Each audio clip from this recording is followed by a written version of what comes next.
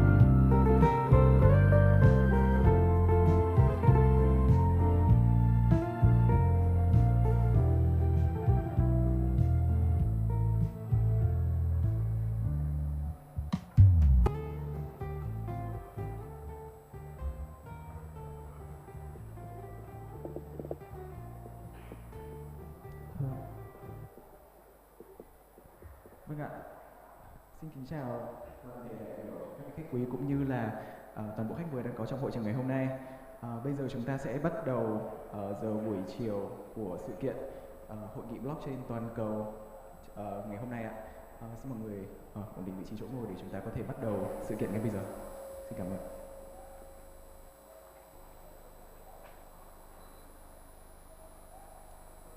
Vâng ạ, để hâm nóng lại sự kiện thì chúng tôi sẽ được tiếp tục mở ra phiên thảo luận và trước khi cái phiên thảo luận mở ra thì tôi xin mời ông Hani lên để có một cái thông tin rất là thú vị muốn chia sẻ với mọi người đối với khi mà như đã chào mọi người rất là thú vị chia sẻ.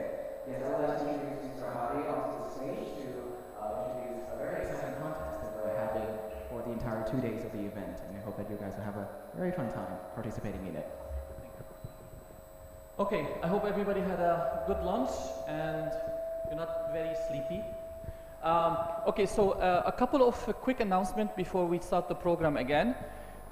In front of you on the tables there is a sheet and you have different barcodes on these sheets. The middle one is Agora's newsletter for blockchain. It's called Block by Block. So I invite you please to subscribe for it. It will keep you updated with everything that is related to the blockchain ecosystem in Dubai and in the Middle East. So please subscribe to it. We're also running a referral program and we will announce the winner at the end of the event tomorrow. These are the processes, the procedure to subscribe to it. It's not about individual subscription, it's about how many of your friends you can refer to subscribe to the newsletter. The 3 top winners will receive $500 in cash and stablecoin, a hard wallet, and a Vietnamese punk NFT. So please go ahead and refer as many of your friends as possible, and wish you a good afternoon and a great continuation of the conference program. Thank you.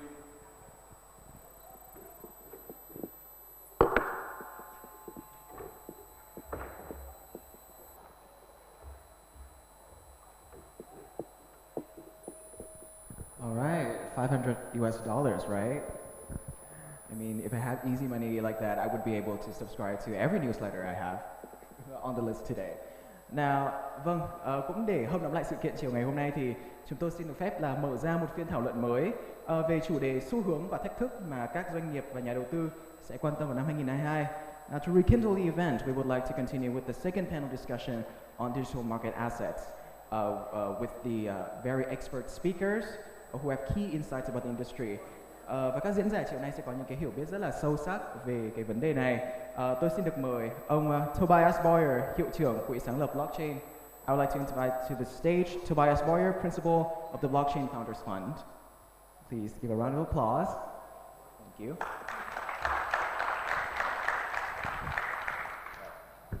I would also like to introduce to the stage Jay Moore, CMO of Prasaga.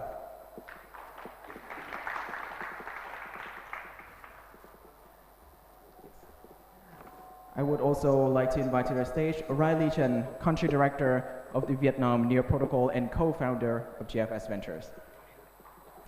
Vâng ạ, chị Riley Chen, Giám đốc quốc gia Việt Nam của Near Protocol, đồng sáng lập của GFS Ventures. Vâng, xin chào mừng chị.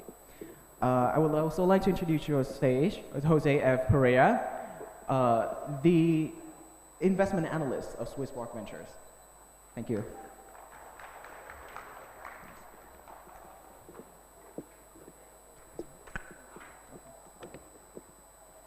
All right, now I would like to introduce the moderator of today's panel discussion.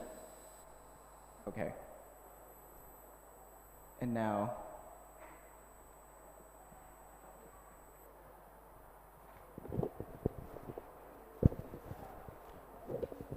well,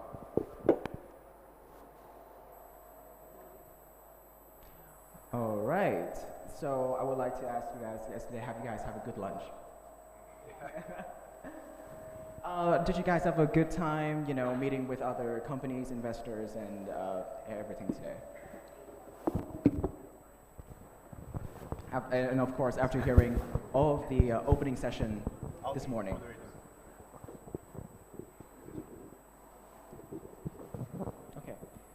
Yeah, so I would like to ask you guys the opinions, like what do you think about this morning session? Do you guys find out any new information about Vietnam that you're particularly interested in? I mean, I got a good impression that blockchain is emerging here as a new technology. Still looking for more of the use cases, obviously, and more momentum. Well, I think that this afternoon discussion session is going to be even more exciting with new markets and insight that I think everyone here in the audience will be very interested in. And hosting and moderating the talk show, the panel discussion today, will be Mr. Jose. And I will leave the stage to you, to the professionals. Thank you so much.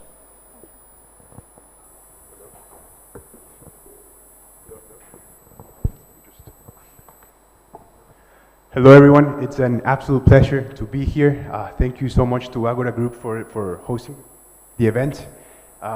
My name is Jose Pereira, I'm an investment analyst at Swissborg. Swissborg is a state-of-the-art wealth management app with over 650,000 users, and us as Swissborg Ventures, we invest on behalf of Swissborg into early stage token projects. So I'm very excited for this panel and looking forward to hearing your insights about the market. So I think let's kick it off with a quick introduction. Tell us a bit more about yourself and the projects and the funds that you represent. Maybe we can start with Riley. Yeah, so hello everyone. Hope that everyone enjoys the lunch. And my name is Riley. At the moment, I'm the co-founder of TFS. TFS is the global venture capital. So we celebrate the mass adoption of blockchains by investing in the cutting-edge projects and also incubating for the Web3 startup as the blockchain hub. In here we support for the project, like we provide the whole ecosystem for the startup projects. And besides that, as you can see that I'm also the country director in Vietnam market for NIA protocol.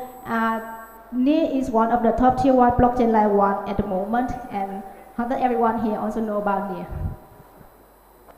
Jay Moore, I'm the co-founder and CMO of Prosaga, and we're a new next generation layer 1 native blockchain. So I come from 10 new ventures in my career and have exited 4, the majority of which were in the video game industry over the last 30 years.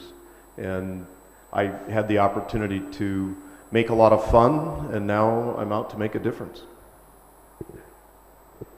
Yeah, nice to meet everyone, and thanks for coming back so early from lunch to hear what we have to say. I'm Toby, we run Blockchain Founders Fund. We're a Singapore-based venture capital fund. We pivoted now slightly, and we launched 2 funds. So we invest anything from 100K up to 5 million USD into token, equity, NFTs, so quite broad. And we backed over 100 companies now in the space.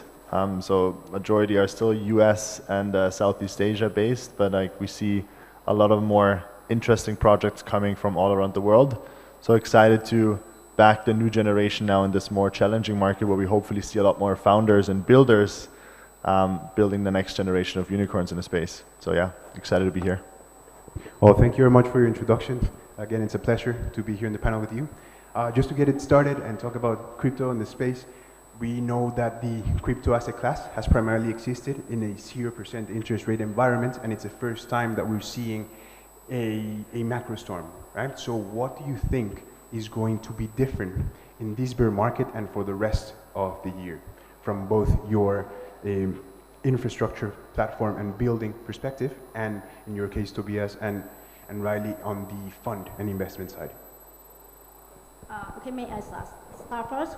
Talk about digital assets. So the markets of digital assets have evolved since its inception in 2009, and the evolving markets were subject to evolution and devolution cycle, and of course digital assets has no exception. So, but on the technology side, we do see the soaring and also like the significant development of the blockchain technologies. At the beginning, you can see that it changes year by year. So at the beginning, we have the open money represent for Bitcoin. Then we have the open finance like DeFi, and now at the moment it's the state of the open web. And let's do the quick comparison about the market cap. If we take a look back on this time for 3 years later, 3 years ago, So the market cap is around 3 billion US dollar. And now the market cap today is around 300 billion, and now 900 billion, and the market already increased around three times already. So it's really dramatically. So we can see that like it's both increase in the technology side and also in the investment side. But in this year, I think that is totally different because we're just starting in the bear market. It's different from the last year, like to the uptrend market. And in the bear markets, we can see that there will be more real builder in the bear markets because like the markets have no FOMO, no high, and the markets and the project also no overvaluation. And this is where the well opportunities are made. So we can easy to find more project, more good project to build a good company and with a really reasonable price.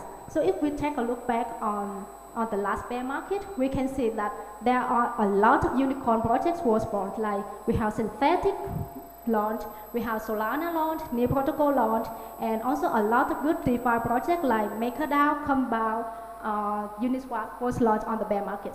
So in the rest of years, I think like the markets more came down, and also the good time to clear the market. So for the low quality project, maybe they cannot survive. But like we will see more and more useful application and more good project will be built in the bear market, and also good for the venture fund as me to looking for the good project to invest in. Oh, thank you very much for your answer. Jay, what would you like to? Well, I think having lived through a lot of different market cycles, this one was maybe the bigger bubble than I've seen in a long time in terms of, you talk about the hype and FOMO. And, you know, it was inevitable. It's going to have a correction. Now, it did kind of parallel the correction in the greater markets. And I think one of the things I look at is that right now, crypto has not found its own footing. It's more of a speculative market being manipulated by large players. And that means that the market isn't necessarily reflective of the value of the companies. And I think one of the things I would hope would happen out of this is that we begin to mature to the level where now, just because you're a blockchain or barely say crypto project, that you wouldn't be indicted by all of the other projects that are on the market. And I think that's something where I hope that's an outcome of this, where we're actually going to have, like you say, true valuations, projects that are actually valued based on their true intrinsic value. I mean, people keep asking me what my tokenomics are. And I spoke at tokenomics actually in Chiang Mai in 2018, and I still stand by the fact that we're defining tokenomics wrong. Tokenomics should be the economic activity on your blockchain or in your project, not your cap table. I mean, I've had a lot of startups. Cap tables are separate from valuation. They're not the same thing. And the way we need to define valuation is something that this particular market needs. Because if we're going to make an impact and we're actually going to show that the use cases have a proof of value, not just a proof of feasibility, we're going to have to show those bottom line returns. And investors need to be able to believe that even if they're coming in for token or equity, that the valuations are going to be based on true market value, not on speculation. And that's my dream, is that we come out of this a stronger market. I absolutely agree with you. I think that compared to private equity, we still haven't figured out a standard of valuation for tokens, and that's something that variation in that huge spectrum is something that affects a lot of people and projects. Yeah. And like during the uptrend market, most of the project they just only sell the dream to the investor. Sure. So they say that okay, I will do this, I will do that, but they cannot prove that they actually can do it or not. Mm-hmm. And then they just give that okay, I can make about this one, also in the future, and that's the reason why I sell this project with this valuation at now. So. Sure. Maybe in this one, the markets came down and people will think carefully and they will looking for something, have the real use cases, not just only like the dreaming in the future. Right, so we can see this. How many billion are we going to put into metaverse? I don't know. I think 25 billion and we'll figure it out. Tobias, if you could please give us your perspective from a VC side. Yeah, no, I mean, the change has been quite significant, I would say, especially on the investor side, and then of course also on the founder side, but I'm speaking now more from the investor side. So we look at about 500 companies a month right now across our team, and that's increasing as we obviously hiring more people. But you can imagine we see a lot of ideas a lot of times, right? Because they're not 500 unique companies coming through a funnel every single month. So like, a lot of them are games, right? A lot of them NFT marketplaces, a lot of them are like other supply chain areas. Metaverse is quite predominant. And again, I would say January, February, December, a couple months ago, the ask was basically, we have nothing built right now, but you give us 10 million and then we figure it out in the next 4 to 5 years. Maybe 10, but like, we'll let you know. And it's not even a joke, right? I mean, like, basically the round was still so oversubscribed at that time that we as a fund had like 6 hours a day to make a decision. Like, there's no way I can do a due diligence process in a day. Like, even if I stop everything else I'm doing, it's basically impossible to check legal, business, tech in one day, right? Or like, it's very, very difficult. So that means that, like, on average, everybody stopped doing a proper due diligence because it was simply impossible. And that's exactly what happened right now, that a lot of funds got challenged. Very, very difficult because things haven't planned out as they would have because no one really did a proper research on it. And founders also, at the same time, unfortunately, thought everything is coming too easy because you're in a market where money essentially rains from heaven. Now, things changed. A lot of projects are still either not around anymore or around, but then valuations have changed drastically. Right? Other rounds have been priced at 100 million, now coming back to us at 10 million or 15 million. And you still have leverage to push it down if you wanted to. So I think the challenge in this space is, and I think it's also important for founders to fully understand that, is you're still building a business, right? And I think that's a very, very important point. Like, of course you can have tokenomics, but if the first question an investor is going to ask you, what's your token unlock? Like, there's something wrong with the whole mindset of investing in startups, right? Because that's not the point. Like, if this company is going to go to the moon, as we like to say in the industry, it shouldn't matter to me if the token is unlocked for 6 months or a year, right? Because I get my money back eventually. And a fund has an 8-year fund horizon or a 6-year horizon, right? So it's not essentially what we're looking for. I think now this market should really give every founder who is in here for the long term the opportunity to build essentially businesses again, right? And to bring solutions to the ecosystem, to your users who will hopefully use it on a day-to-day basis, and you'll solve a major pain point in their view.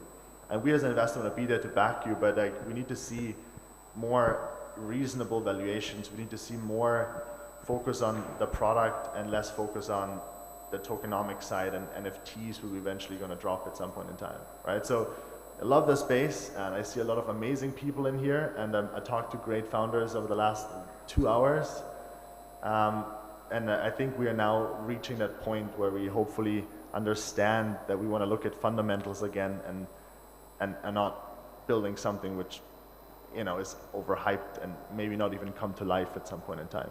So yeah, we see a lot of changes, but I think it's a very good time right now to build, because you can now show everyone that you're really in for the technology and for what this can do to your users, and not so much from like a, you know, because you have to rush into the space, because eventually you get a 10x multiple if you mention blockchain or metaverse in your pitch deck, right? So that's kind of my take. I love to meet great founders, but yeah, that's sort of from an investment point of view. All right, so following up on what you just said of an excess supply of projects raising capital, and Riley, what you just mentioned about the best projects that have come out of previous bear markets, right? We agreed that some of the best companies and business models are built during these times. What do you think needs to be built in the crypto space currently? And where do you see most of the opportunities for the next bull cycle? Should I start? Oh, okay. So I like to look at it from like 3 different buckets, so to say. Right? So the first bucket for us is blockchain, but not crypto. And I think this is still a very, very important bucket, because it brings a lot of enterprises in the space, it brings a lot of innovation in the space, and that's essentially, because I don't think personally that all the innovation is going to be driven from startups alone. right? I think it always needs to be an ecosystem where like startups bring innovation, they get bought by corporates, and then corporates see the value in it and build solutions by themselves, and then the whole thing will essentially work out. So we still look at a lot of like, you know, I talked to some other companies here in the space, like, you know, building like more transparency on the food supply chain side, which I think is a very interesting area to explore, right? Or like supply chain in general, like audit from using streaming services we've invested, but they don't really touch the crypto layer. They're just building purely, hopefully, a public blockchain to drive adoption forward. Then the second bucket is, we call it infrastructure, but it's not the layer 1s or the layer 2, whatever you wanna think about. It's more like think about it for a second. We have all these metaverses being built, all the games being built, all the decentralized application being built, but there needs to be a way for a user to access them without going through 15 middle steps, and essentially it gets very complicated to access them. And then that also ties into capital, right? In the 17, 18 market, we had all these like Uniswap stuff like coming up, which gives like a lot of easier liquidity to projects. Now like DAO structures could be a very interesting project moving forward, right? Because like they give more easy capital access if they're done correctly and if they're managed correctly, of course.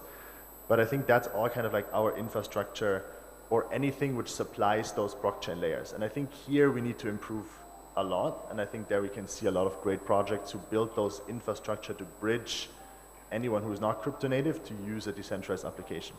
And then the third bucket we look at is literally like the crypto native side, which is like the apps situation, like the games, the metaverses, and the DeFi projects, and like sort of utility for NFTs, with things an important point moving forward, especially also in this current market. Jay, I see you're ready to talk about infrastructure. You know, don't push that button. Yeah, I mean, obviously, as a new layer 1, we believe a couple of things. One, we need to have stabilized currency that we're going to settle with, and that's something that we put a lot of energy into. But more important, we see ease of development.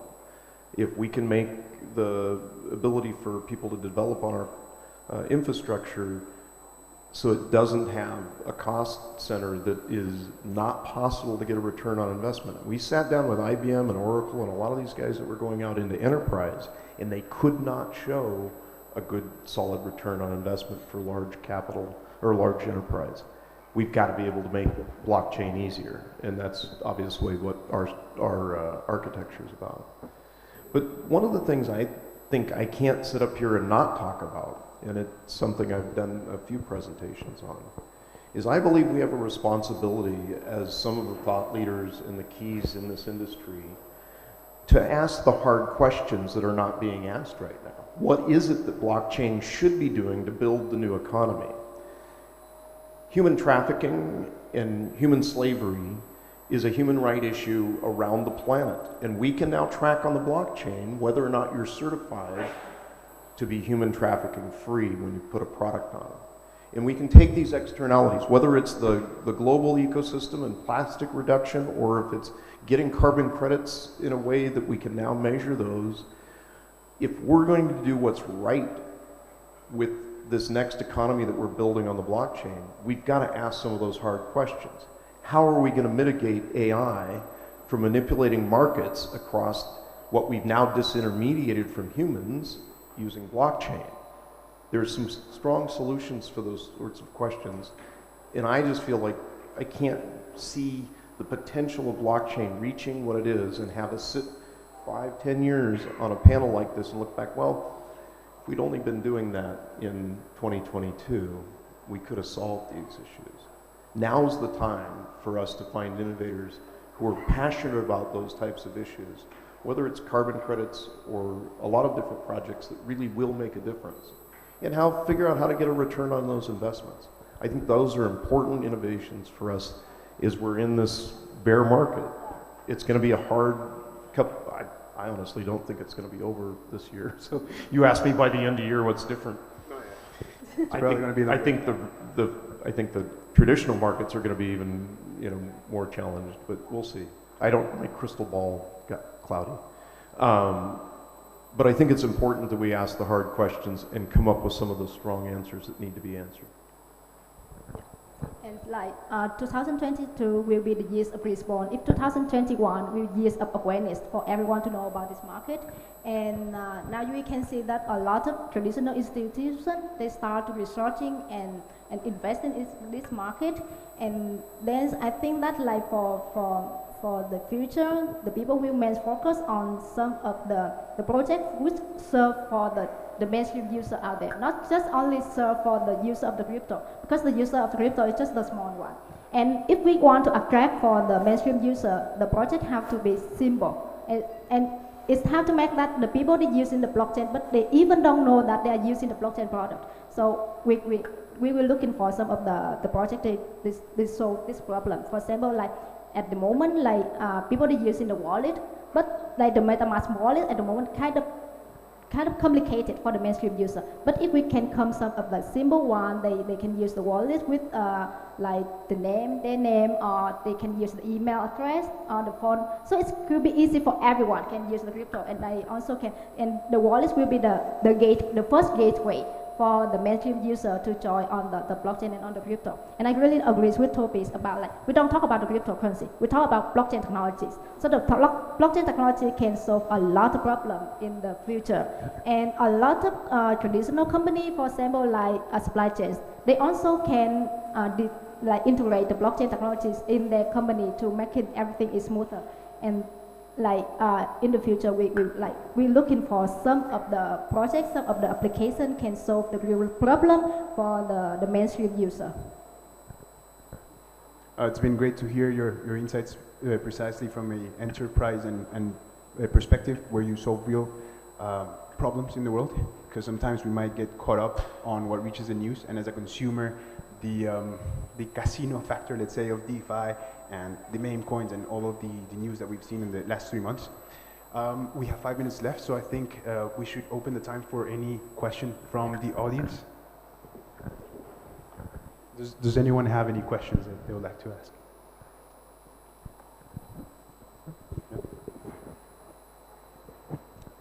I have one more question if no one has. Yeah.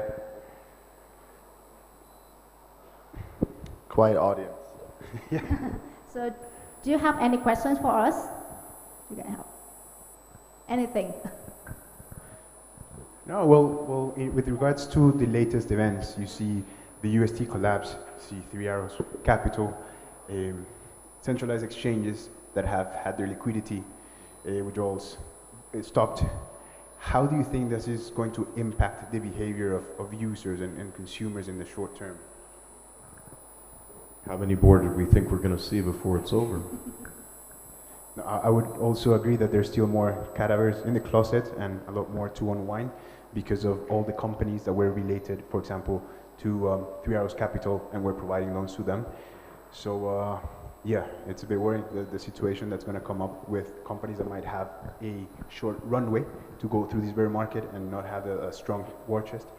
But from the user perspective, do you think that the behavior with regards to, for example, staking or locking your tokens, is it worth it to get a 3% APY on Bitcoin where you are not sure 100% if you're going to be able to withdraw your tokens? What do you think with regards to stable coins as well?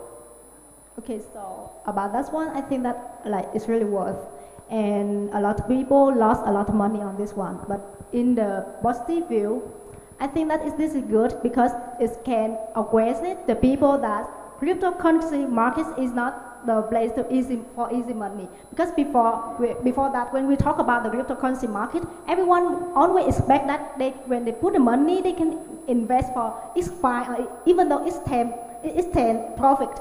And all of them, we talk about that. Okay, it's really to be rich. It's really easy to be rich when you invest in the cryptocurrency.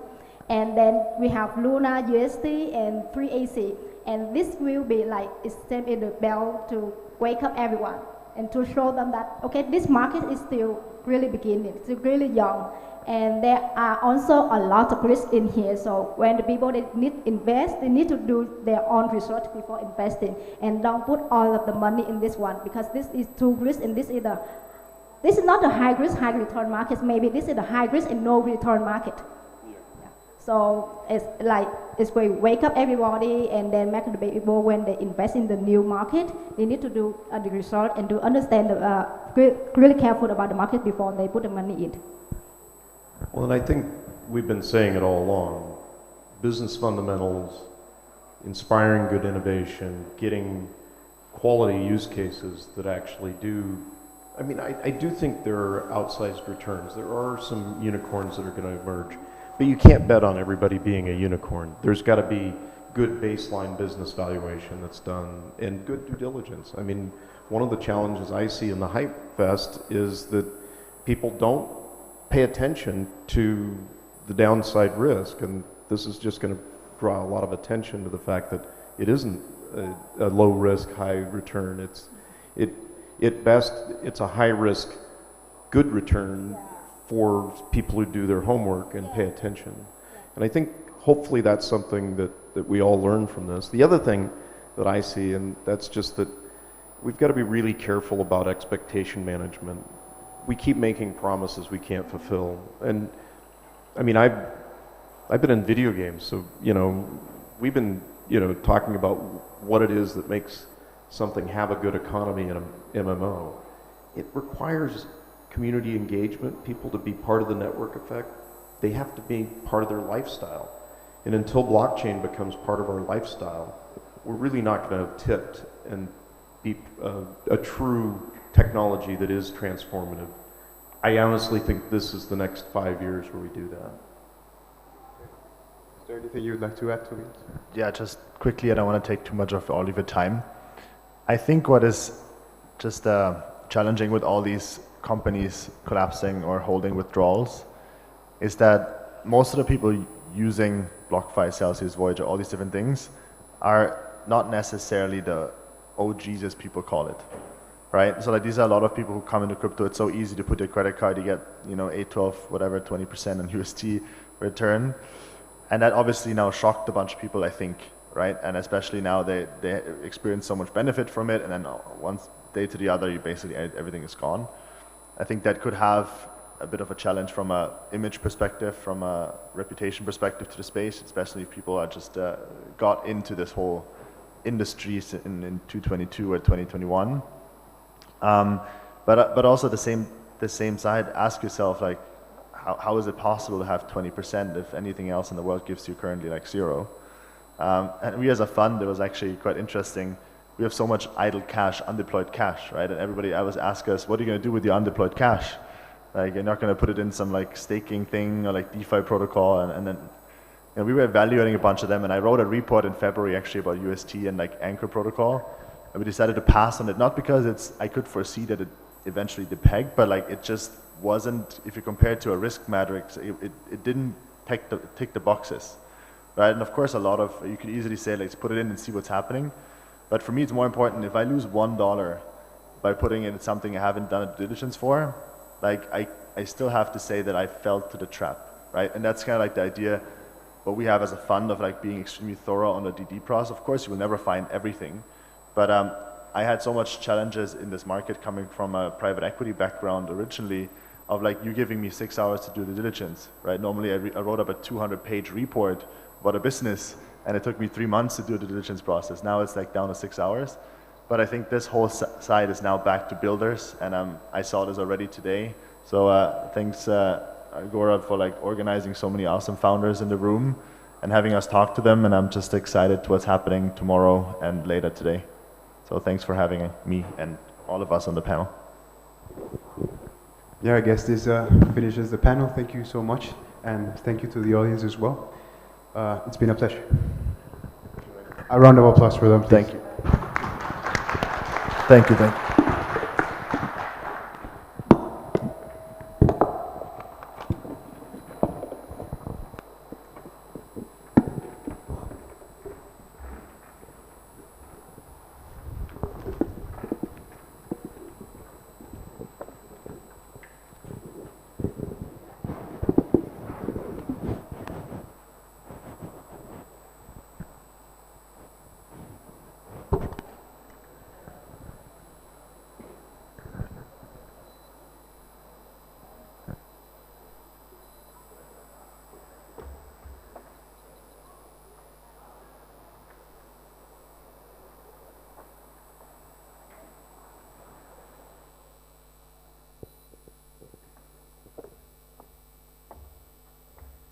Vâng ạ, xin cảm ơn tất cả những diễn giả về một buổi thảo luận vô cùng hữu ích.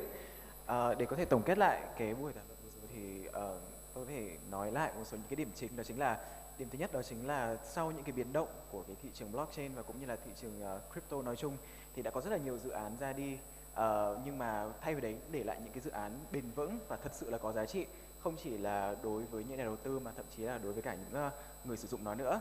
Và cái xu hướng đầu tư của những cái nhà đầu tư trong năm 2022 đó chính là đầu tư vào những dự án không còn là crypto mà thay vào đó trả lời được những cái câu hỏi cực kỳ cốt lõi, làm thế nào để chúng ta có thể giải quyết được những cái bài toán khó liên quan đến trách nhiệm của chúng ta đối với xã hội, đối với con người cũng như là đối với môi trường. I would like to summarize a few key points from our panel discussion is that the turbulence in the current crypto and blockchain market in general has left back some of the more sustainable and development blockchain projects. And thus, the future market insights for the rest of 2022 will be, the investor will be looking for projects that have sustainable value and will answer hard questions such as corporate responsibility and solve global issues, not only for human but also enterprises as well. Vâng, và nhắc đến công nghệ thì trước giờ chúng ta chỉ nghĩ công nghệ nó là những cái gì rất là đơn giản đúng không ạ? Nó là điện thoại này, nó là laptop. Thế nhưng mà khi mà công nghệ mới thì càng phát triển thì chúng ta lại càng muốn hiểu biết nhiều hơn về nó. Và blockchain cũng như thế, sự ra đời của blockchain đã khiến cho con người muốn tìm hiểu kỹ hơn và tìm hiểu về cái mặt sau của những cái thứ mà chúng ta đang cầm nắm được trên tay đây. Và một trong những cái mảng công nghệ mới của blockchain mà chúng ta mà tất cả mọi người đang được quan tâm đó chính là Layer 2. Đó là mảng công nghệ đang được phát triển rất là mạnh mẽ và nhận được nhiều sự quan tâm. Vậy để hiểu sâu hơn về Layer 2 và tiềm năng mà công nghệ này đang nắm giữ, chúng tôi xin được mời tiến sĩ Đặng Minh Tuấn, Chủ tịch Liên minh Blockchain Việt Nam, và chắc là đối với nhiều người Việt thì đây cũng là một người rất là nổi tiếng vì anh cũng là người đã sáng tạo ra bộ Unikey. Vâng ạ, xin mời anh. I would like to introduce Mr. Đặng Minh Tuấn, Chairman of the Vietnam Blockchain Union, to have a presentation on Layer 2. Thank you.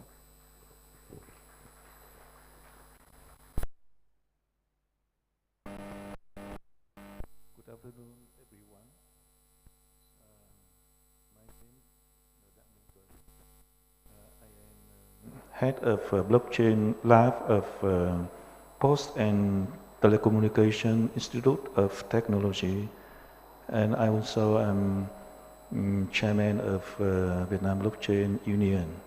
And today I'd like to give you some information about the blockchain version 2.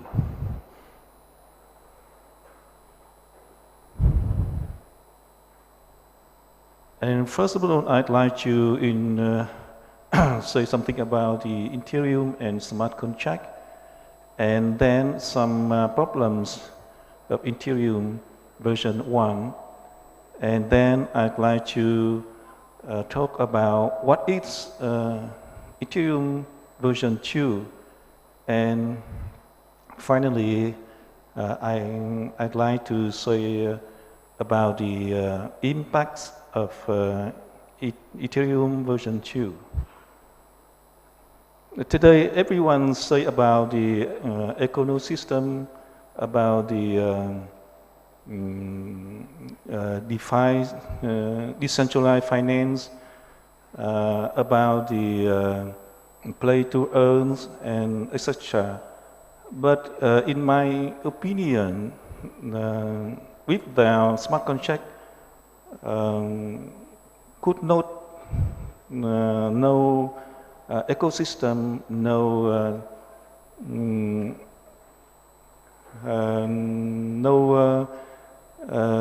decentralized finance, because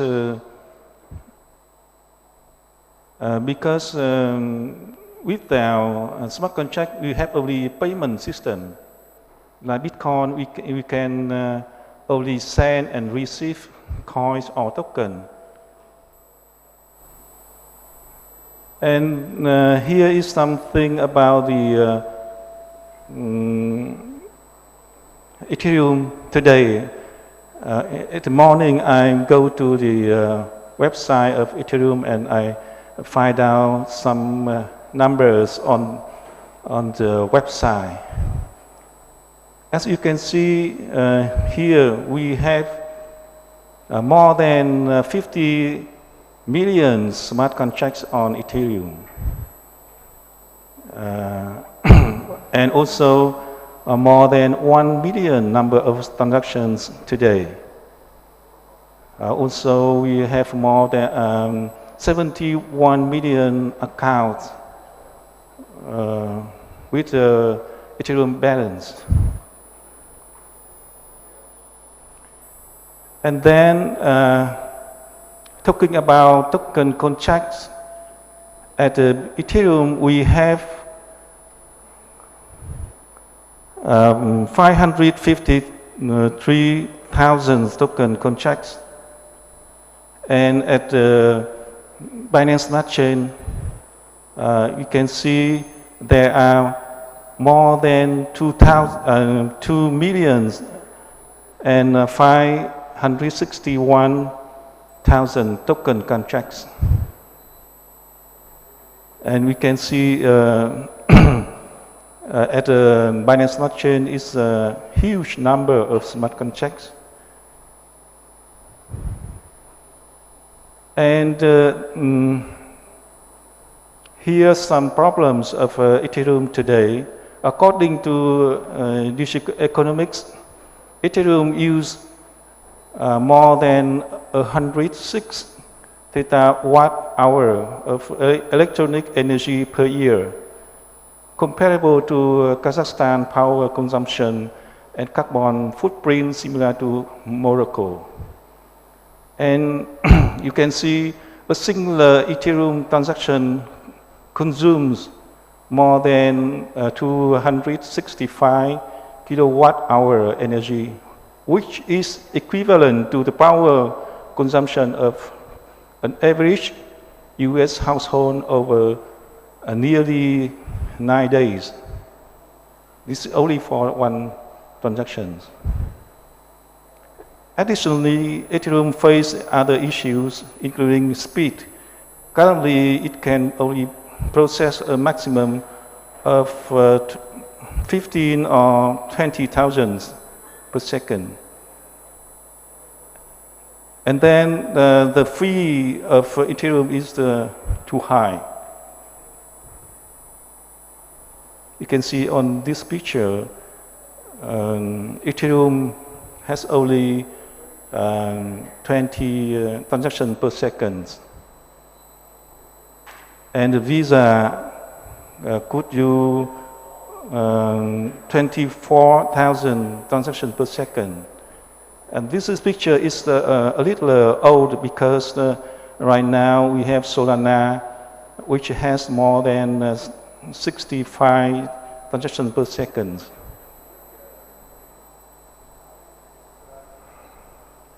And here is some Ethereum in comparison to some other blockchains.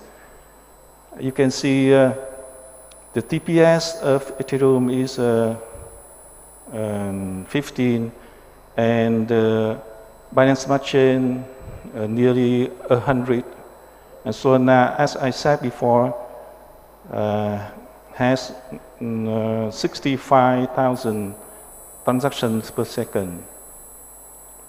And the fee, regarding the fee personal transaction, Ethereum has 15 US dollars per transaction. And you can see at this picture at 14 January this year, the fee get all-time high, which is 46 US dollars per transaction. And you can see here the Solana has a very small fees.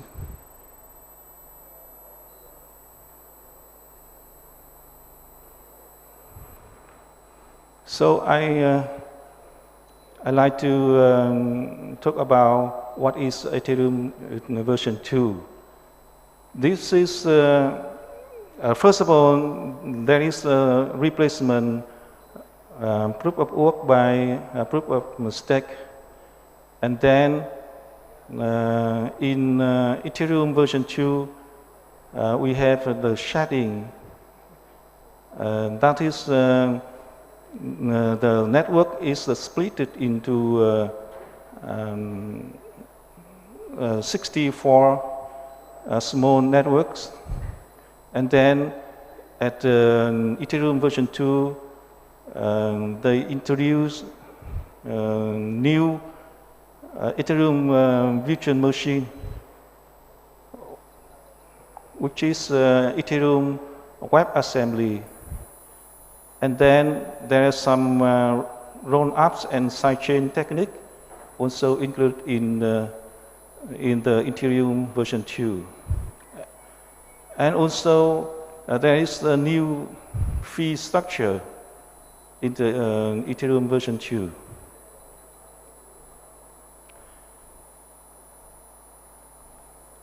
As you can see, the Ethereum version 2 will target 3 large scale problems. That is cloud-gate networks, lack of disk space, and expensive energy usage.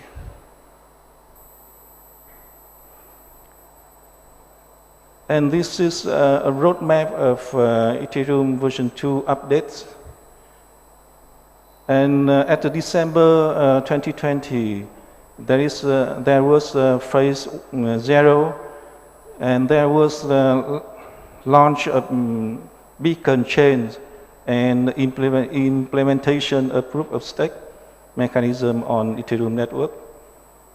And then at the middle 2021, there was phase 1. At this phase, there was implementation of a shard chains, sharding to improve scalability on the network. And phase 1.5, there was the merging of original proof of work blockchain with the proof of stake blockchain. And at the phase 2, there's been improvement to other accounts, transaction, and smart contract execution. And after that, there would be increasing Ethereum network functionality with more feature and improvement.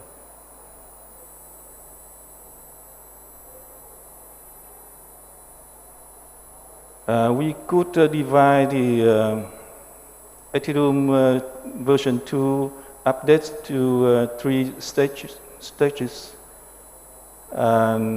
Phase 1 is a beacon chain. As I said before, it introduced proof of stake to Ethereum ecosystem. And then the merge current Ethereum mainnet will merge with the proof of stake algorithm from previous proof of work. And the next one is the shard chains. There's a multi-phase upgrade to improve Ethereum scalability and capacity.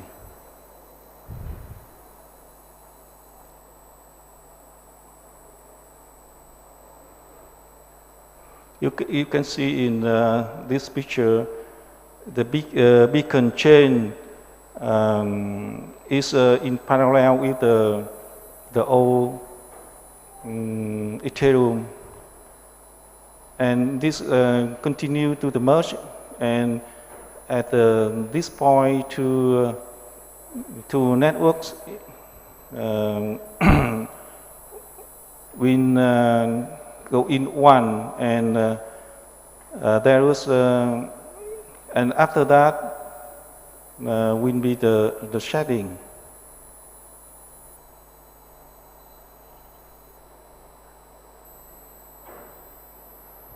And this is the internet working of Ethereum version 2. We can call it proof of stake also. At the top, you can see that there are set of validators and minimum of 16,398 required for launch of phase 1. And then at every epoch, rundown combined with effective balance. This is algorithm for the random number, and it's used to select block proposer, which is validator, and then also there are committee selected randomly, and every committee has a minimum of 128 validators assigned to create test stations.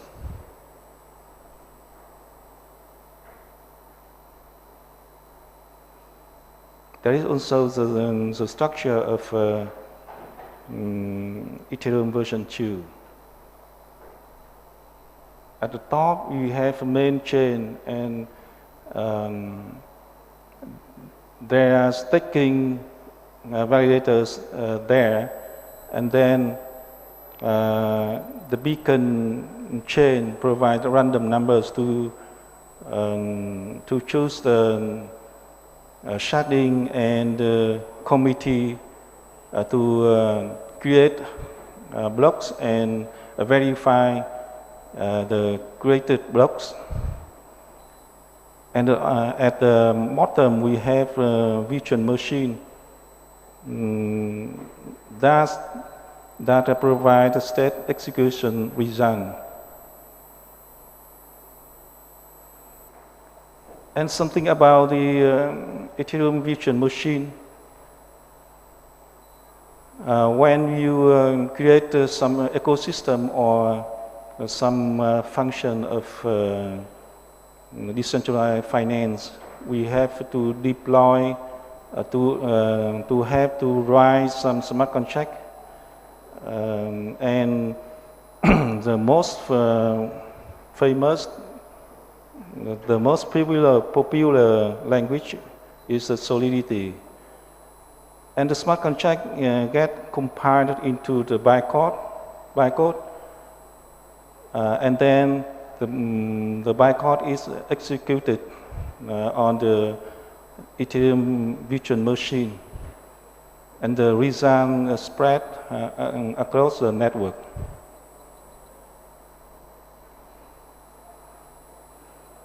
And that's why is the Ethereum virtual machine important. In my opinion, first of all, virtual machine provides runtime environments for smart contract, and then it can functioning as a decentralized processing unit and keeping track of state changes, and keep the Ethereum one state, which is account balance or storage.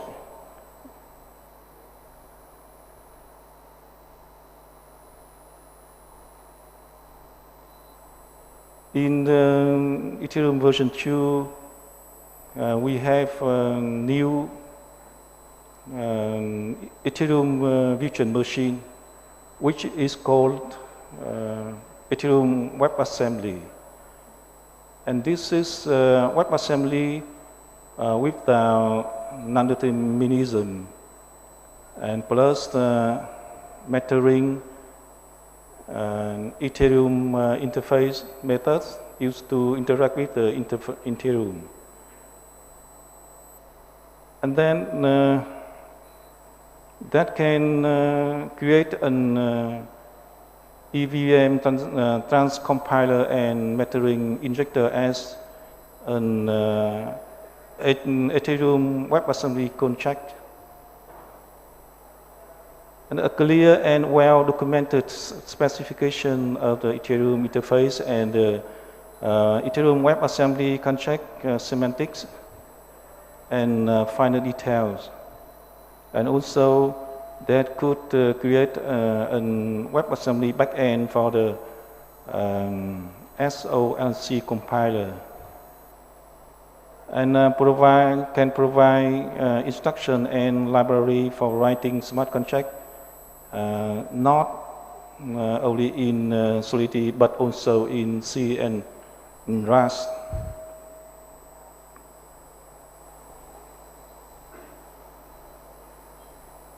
And what will be Ethereum's version 2 impact? Ethereum will be changing its fee structure and then introduce of a PHÁT chain aims to increase the transaction speed of the Ethereum token, potentially scaling it up to 100,000 transactions per second, thus having the possibility to lower Ethereum fees and faster transactions. Another advantage of proof of stake is that it makes a 51% attack almost impossible or not sensible to the bad actor.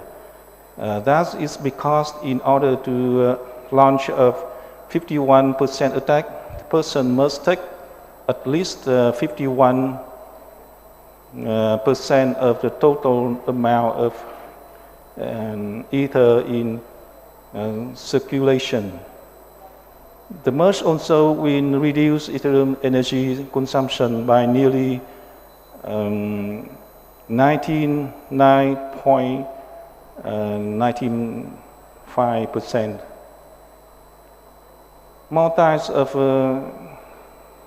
decentralized finance transactions, new and different kinds of security, token, NFTs, and other distributed finance applications. More than complex and cheaper smart contracts using zero knowledge, roll-ups and optimistic roll-ups. Increasing network participants will further decentralize the blockchain.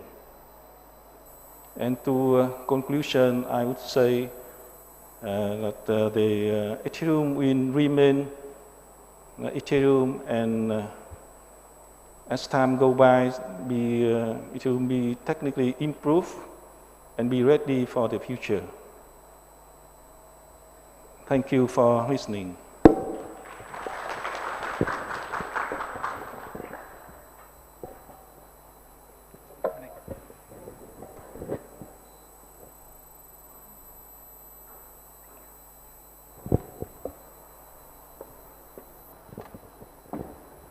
Thank you so much, Mr. Duckmington, for the presentation.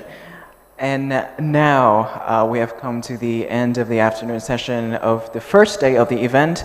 I would like to thank you all for participating in the event today, and we would love to see you on the second day as well. Remember that that is only a portion that the event has to offer. In tomorrow's meeting, tomorrow's event, we'll have a lot more investors, a lot more businesses that will come and make presentations, and you'll be able to foster a lot of connections that way. And after today's afternoon session, there will be a one-on-one meeting again, like we have in the morning. And on behalf of the organizers, I would like to thank you again for participating in today's event. Thank you.